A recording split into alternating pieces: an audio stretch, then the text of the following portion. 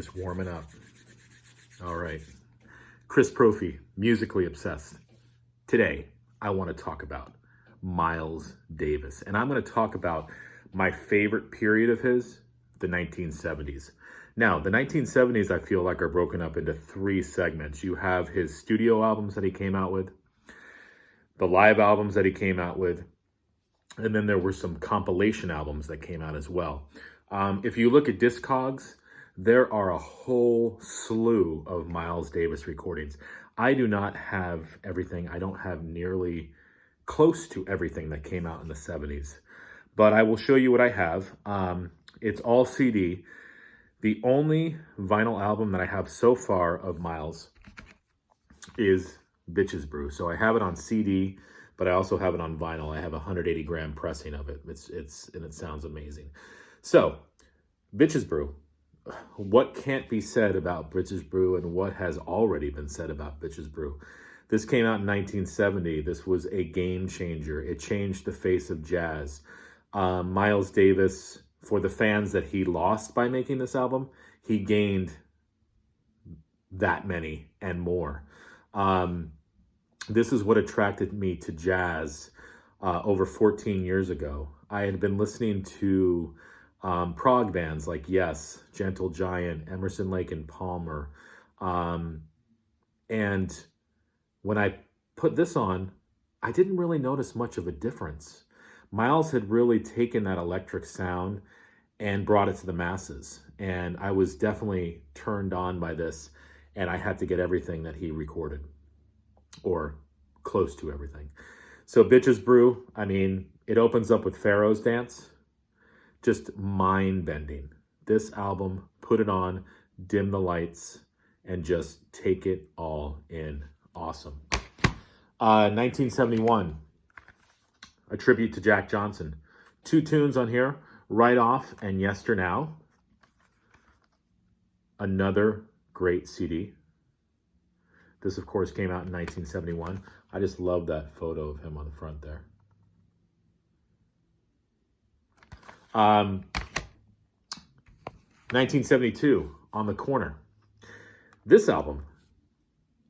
Now, if you put this on, you could either clear out a party if you didn't want a lot of people around, or you could put it on and just have your mind blown. This was another album, 1972. This came out. This was a game changer as well. Minimalistic rhythms. Every song pretty much bleeds into the next. It could definitely just be one track. I mean, if you look at track one, there's so many different parts to it, but it's really the same song. You've got track one is On the Corner / New York Girl / Thinking of One Thing and Doing Another / Vote for Miles. Very minute changes in the rhythms and the songs, but like I said, this is just mind-blown. Awesome album. Okay, so those are the three studio albums that I have of his from the 70s. And I believe that those were the only studio albums released, but you can correct me if I'm wrong. Now, I want to get into the compilations. Big Fun came out in 1974.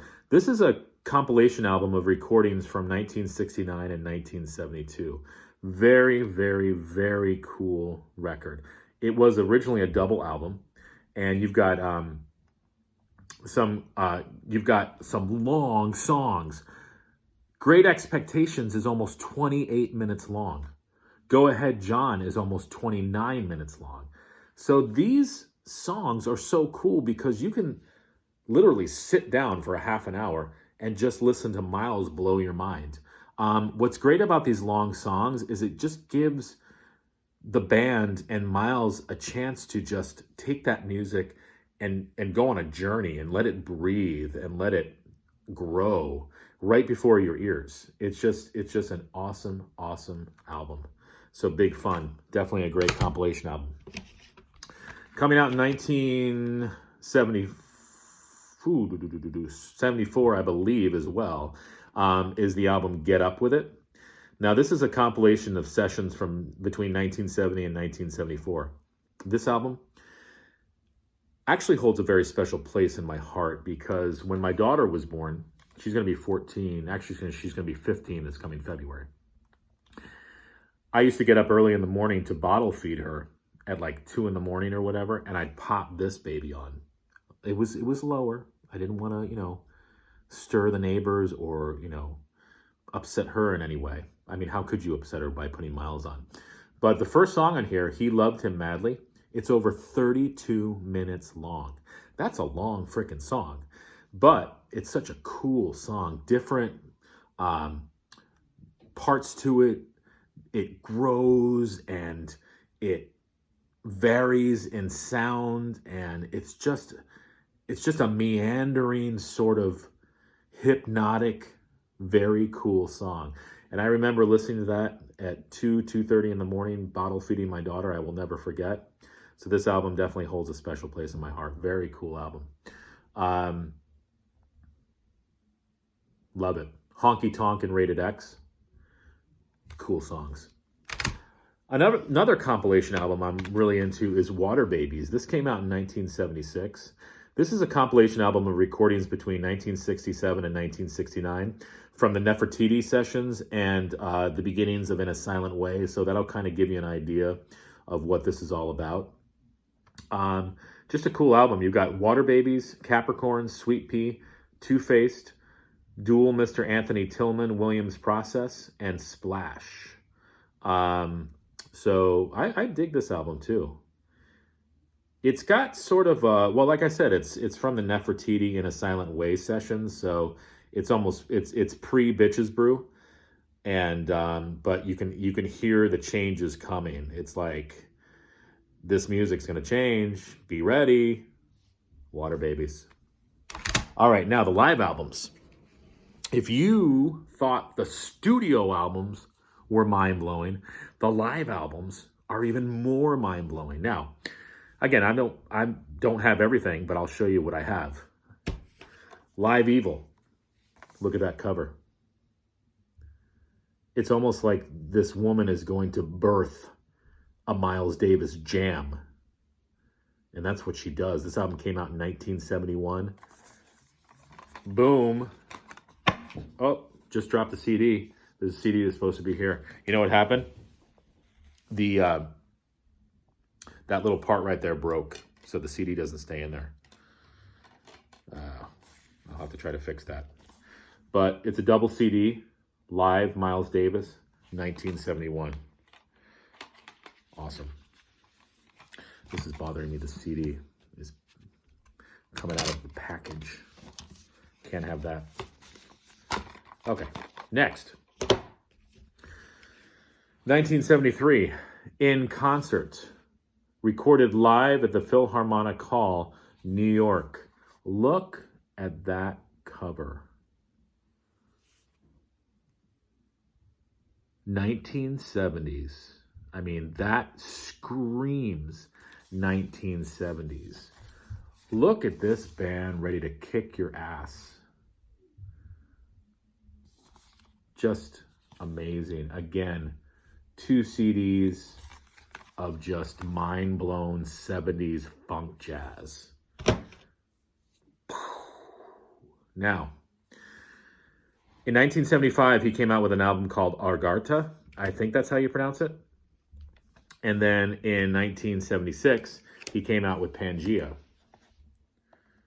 Now, both of these albums were recorded in one day, February 1st, 1975 in Tokyo. 2 albums worth of late 70s Miles Davis recorded live in Tokyo. He does the theme from Jack Johnson here, a live version of that. And this one, wow, 2 songs. This is Pangea.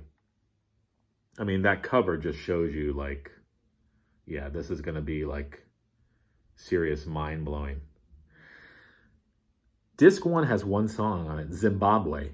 It's over 41 minutes long. And disc 2, Gondwana, over 46, almost 47 minutes long of Miles Davis magic. Awesome. And the last CD I want to show you Came out in 1977. This is Dark Magus. This album, whenever I put it on, it sounds totally different than anything in the Miles Davis catalog. It's a dense album. There's a lot going on in this album. You can't listen to this once and make an opinion about it. This requires many, many, many listenings. Like I said, it's dark, it's dense, it's heavy. It's like jazz mud, but it's also a beautiful album too. It's just, again, mind-blowing. So that's what I have from Miles Davis. Like I said, the 70s, I feel like he had, his studio albums, then he had the live albums, then he had the compilation albums. There's many more things that came out. I know there's a live album called Black Beauty that came out in 1973. I got to pick that up as well. But that's what I have. So let me know your thoughts on Miles Davis, and let me know what period of Miles do you like. Do you like the early stuff? Do you like the 70s stuff? Do you like more of that 80s polished sound? I'd be definitely interested to know. Okay? All right. Bitches brew. Bitches brew. Have a good day.